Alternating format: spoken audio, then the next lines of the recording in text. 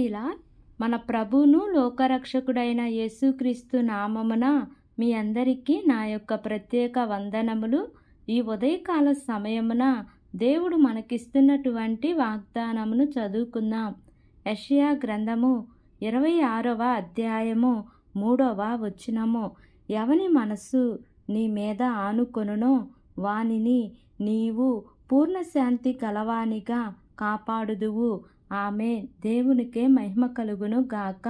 ఈ ఉదయకాల సమయమున దేవాతి దేవుడు ఈ యొక్క వాగ్దానము ద్వారా మనందరితో మాట్లాడుతూ ఉన్నారు. ఈ యొక్క వాక్యమును మనం జ్ఞాపకం చేసుకుంటే, ఎవని మనస్సు నీ మీద ఆనుకొనునో వానిని నీవు పూర్ణశాంతి గలవానిగా కాపాడుతాను అని ఆయన వాగ్దానం చేస్తూ ఉన్నారు. ఈరోజు మనశ్శాంతి లేక మనోవేదన చెంది ధైర్యపరిచేవారు లేక ఎంతోమంది తప్పుడు నిర్ణయాల ద్వారా వారి యొక్క జీవితాలను పాడు చేసుకుంటూ ఉన్నారు. ఈరోజు ఈ వాగ్దానము వింటున్న నీవు నీ మనసు ఆందోళనతో ఉందా? కలవరపడుతూ ఉన్నావా? ఈరోజు ప్రభు నీకు ఇస్తున్న వాగ్దానము ఏంటో తెలుసా? పూర్ణశాంతి గలవానిగా దేవుడు నిన్ను నిలబెట్టబోతూ ఉన్నారు. పూర్ణమైన సంతోషమును దేవుడు నీకు ఇవ్వబోతూ ఉన్నారు.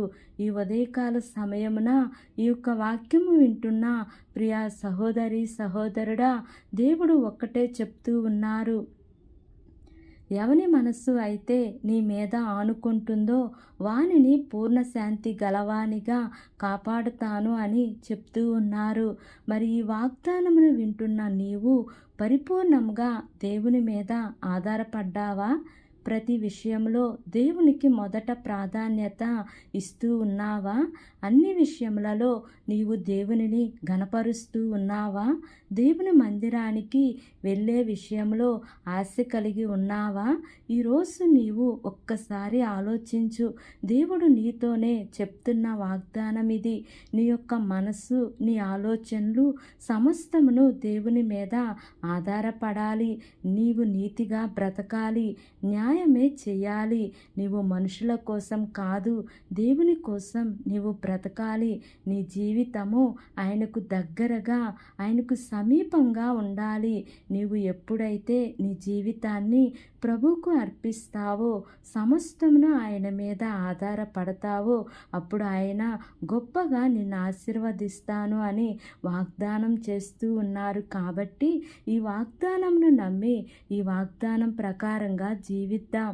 దేవుడి వాగ్దానము వింటున్న మనందరి జీవితములలో నెరవేర్చబడును గాక. ఆమేన్. ప్రార్థన చేసుకుందాం. ప్రేమ కలిగిన యేసయ్యా, కృప కలిగిన దేవా, నీకు వందనాలు తండ్రి. నీకు స్తోత్రములు ప్రభువా. ఇంతవరకు నీ కృపలో మమ్మల్ని కాచి కాపాడిన విధానాన్ని బట్టి నీకు వందనాలు తండ్రి. ఈ ఉదయకాల సమయమున మీరు మాకు ఇచ్చినటువంటి ఇటు వాగ్దానాన్ని బట్టి నీకు వందనాలు ప్రభువా. వింటున్న ప్రతి ఒక్క బిడ్డ జీవితంలో యేసయ్యా ఈ వాగ్దానాన్ని నెరవేర్చమని మిమ్మల్ని వేడుకుంటున్నాను ప్రభువా. అయా బలహీనులుగా ఉంటే జ్ఞాపకం చేసుకోండి దేవా. వారందరికీ మంచి ఆరోగ్యంను దయచేయండి దేవా. చదువుకుంటున్న ప్రతి బిడ్డను జ్ఞాపకం చేసుకోండి తండ్రి. ఎగ్జామ్స్ రాసిన ఆయన రిజల్ట్ కోసం ఎదురు చూస్తున్న బిడ్డలను కూడా జ్ఞాపకం చేసుకోండి ప్రభువా. ఉద్యోగాల కోసం ఎదురు చూస్తున్న బిడ్డలను కూడా జ్ఞాపకం చేసుకోమని అడుగుచున్నాను ప్రభువా. యవనస్తులను జ్ఞాపకం చేసుకోండి అయా. వృద్ధులను జ్ఞాపకం చేసుకోండి నా ప్రభువా. ఈ దినము ప్రయాణం చేస్తున్న ప్రతి బిడ్డను జ్ఞాపకం చేసుకోండి అయా. వారి యొక్క ప్రయాణంలో క్షేమాన్ని ఇవ్వండి తండ్రి. మార్గమధ్యంలో నీ యొక్క కాపుదల నీ ప్రియబిడ్డలకు తోడుగా ఉంచమని మిమ్మల్ని వేడుకుంటున్నాను ప్రభువా. వారు ఏ పని చేసినను తండ్రి ప్రతి పనిలో నీ యొక్క కృపను వారికి ఉంచమని మిమ్మల్ని వేడుకుంటున్నాను ప్రభువా. మా దేశమును పరిపాలిస్తున్న ప్రతి అధికారుల కుటుంబాలను మీరు జ్ఞాపకం చేసుకోండి అయా. వారందరికీ మంచి ఆరోగ్యంను దయచేయండి అయా. వారు చేస్తున్న పనులన్నిట్లో మీ యొక్క సఫలతను ఉంచమని మిమ్మల్ని వేడుకుంటున్నాను ప్రభువా. అయా గర్భవతులుగా ఉన్న బిడ్డలను కూడా జ్ఞాపకం చేసుకోండి అయా. సుఖమైన ప్రసవాన్ని మీరు వారికి అనుగ్రహించండి అయా. గర్భఫలాల కోసం ఎదురు చూస్తున్న బిడ్డలను కూడా జ్ఞాపకం చేసుకోండి తండ్రి. వారి యొక్క గర్భద్వారాలు మీరు తెరవమని అడుగుచున్నాను దేవా. వివాహాల కోసం ఎదురు చూస్తున్న వస్తున్న బిడ్డలను కూడా జ్ఞాపకం చేసుకోండి దేవా. అయా వధూవరులను మీరు జతపరచమని మిమ్మల్ని వేడుకుంటున్నాను ప్రభువా.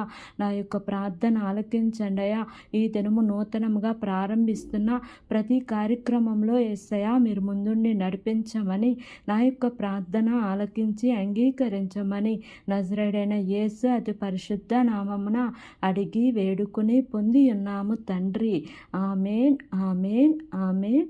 Praise the lord. God bless you all.